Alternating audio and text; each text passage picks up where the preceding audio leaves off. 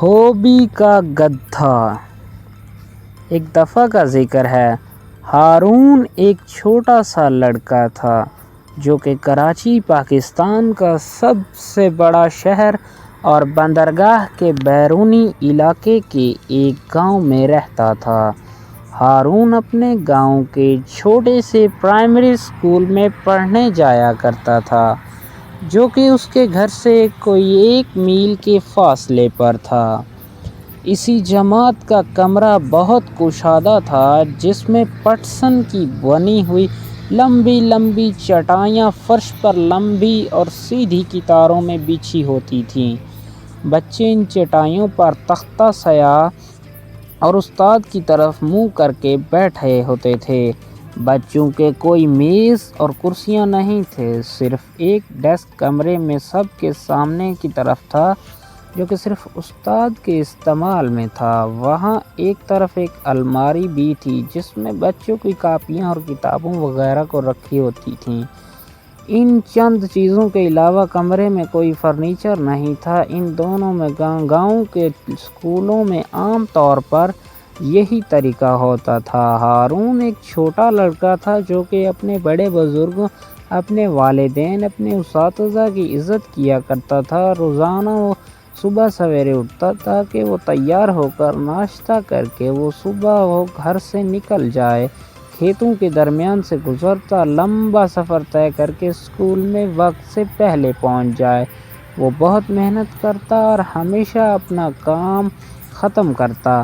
وہ ہمیشہ اپنے والدین کی اس نصیحت پر عمل کرتا کہ آج کا کام کبھی کل پر مت چھوڑو۔ اسکول میں تفریح کے وقت ہارون اپنے دوستوں کے ساتھ کھیل کے میدان میں کبڈی کھیلا کرتا تھا۔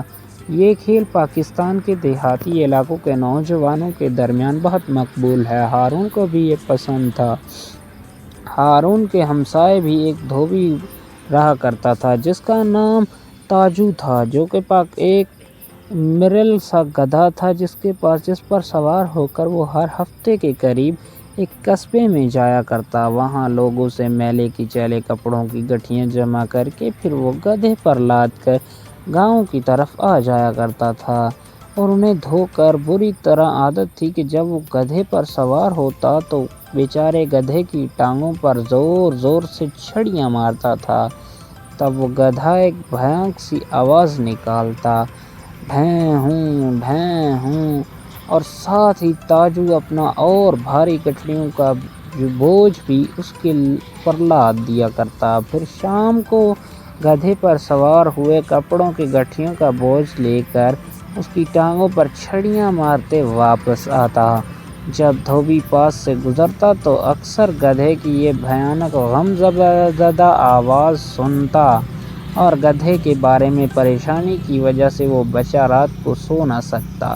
دوسرے دن صبح کے وقت اسکول جاتے ہوئے ہارون دھوبی کو گدھے پر دھلے ہوئے کپڑوں کے ساتھ سوار شہر کی طرف جاتے ہوئے دکھتا، جو کہ ہمیشہ کی طرح گدھے کو لمبی چھڑی کے ساتھ پیٹتا جاتا تھا۔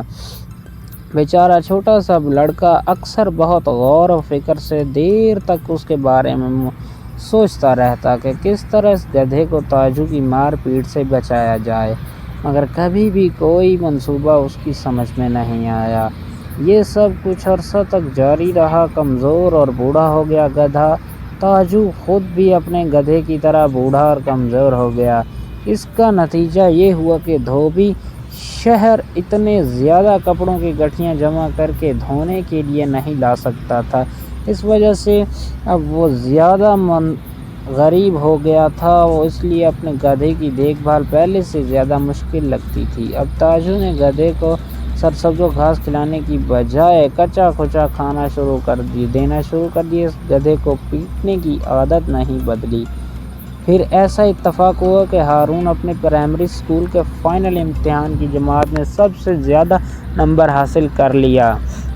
ہیڈ ماسٹر نے اس سرٹیفکیٹ کے ساتھ ایک خاص انعام بھی دیا۔ ہارون گاؤں بھر میں بہت مشہور ہوا۔ اس کے والدین انتہائی خوش ہوئے اور اپنی بیٹی کی کامیابی پر ناز کرنے لگے۔ اس کی محنت اور کامیابی کی خوشی مناتے ہوئے ہارون کے والدین نے اس سے وعدہ کیا کہ وہ اس کی مرضی کی چیز جو بھی پسند کرے گا اسے وہی تحفے میں خرید کے دیں گے۔ اسی رات کو جب یہ چھوٹا سا لڑکا اپنے کمرے میں سونے لگا، اس کے کمرے کی کھڑکی کھل گئی اور اس بیچارے گدھے کی غمزدہ آواز تھوڑے فاصلے سے سنائی دے رہی تھی، جو کہ بول رہا تھا۔ ہارون نے اسی وقت فیصلہ کر لیا کہ وہ اپنے والدین سے تاجو کا گدھا خریدنے کے لیے کہے گا۔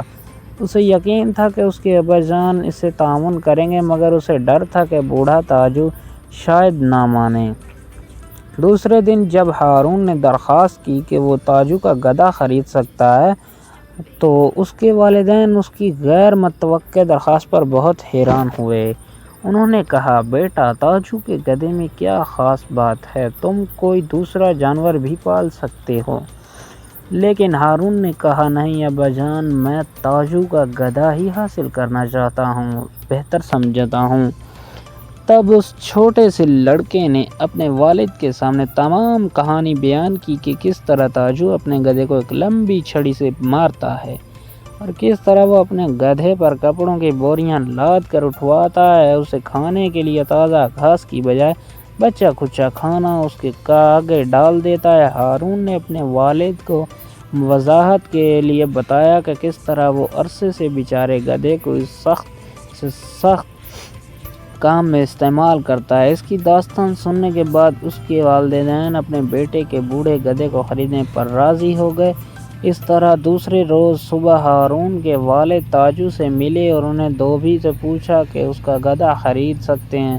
تاجو کو اس درخواست پر بہت تعجب ہوا، سوچنے لگا اس کا گدھا کتنا بوڑھا اور کمزور ہے، لیکن اسے دیکھ بھال بھی نہیں میں کر سکتا، تو یہ خریدتے ہیں۔ پھر تاجو اچھی قیمت حاصل کرنے کے لیے کچھ دیر تک بحث کرنے کے بعد اپنے بوڑھے گدھے کو باپ بیٹے کے ہاتھ میں راضی ہو گیا بیچنے میں۔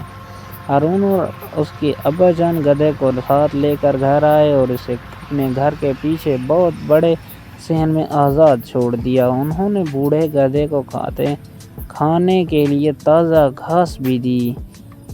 اسے کبھی بھی کپڑوں کی بھاری گٹھڑیاں نہیں اٹھانی پڑیں گی اور نہ ہی کسی لمبی چھڑی سے مار کھانی پڑے گی۔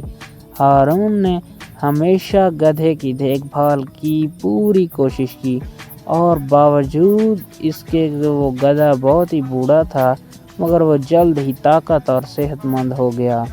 وہ چھوٹا سا لڑکا بہت خوش تھا، کیونکہ وہ یہ دیکھ سکتا تھا کہ گدھا اپنے سے نئے گھر میں کتنا خوش ہے، اور اب ہارون کو کبھی بھی اس کی وہ انتہائی غمزدہ آواز نہیں سنائی